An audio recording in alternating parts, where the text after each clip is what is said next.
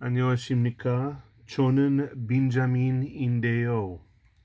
This is Numismatic Notes with Benjamin, and this episode is going to revolve around the South Korean 10,001 banknote. One of the best, happiest time of my life was back in the late 1990s when I got to live in the nation of South Korea for all too short of a time, but I fell in love with it completely, and to this day, my home in Moore, Oklahoma is somewhat of a shrine to this happiest time of my life, getting to live in the Republic of South Korea. I enjoyed the notes, I enjoyed the history, I enjoyed the people, loved the food, except for jjajangmyeon. That's going to have to be an episode all by itself. That stuff is nasty. But the notes are very nice. And I want to share with you this 10,001 in a predominantly green color with some tans and reds. The note measures 161 by 76 millimeters, and I used Wikipedia to find some of the research that I didn't already know from visiting this place firsthand.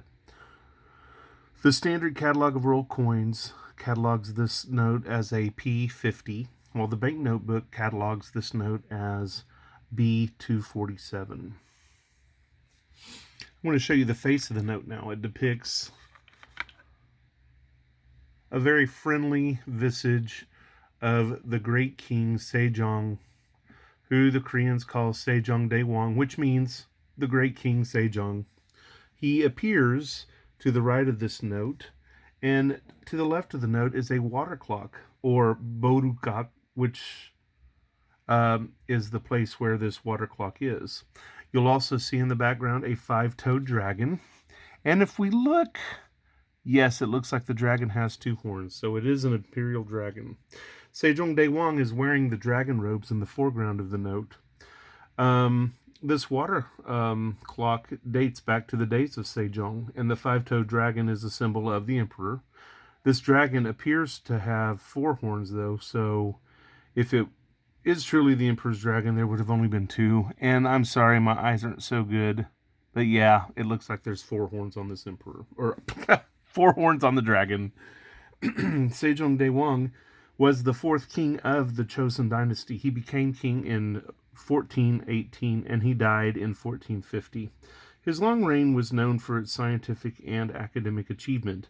He is responsible for the creation and the promulgation of Hangul, which means letters for the people.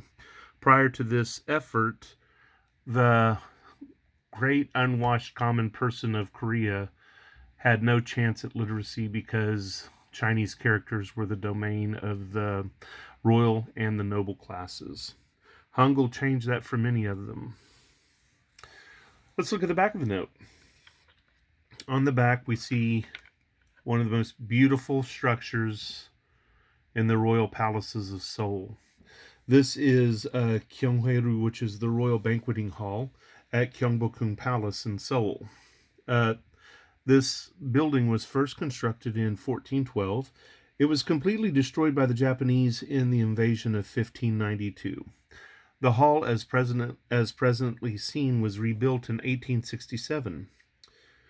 If you look at the pillars that are holding this pavilion upright, the outer ones are square and the inner ones are cylindrical. These columns that support the structure represent balance, or the yin-yang. The original stone pillars were also sculptured with dragon images.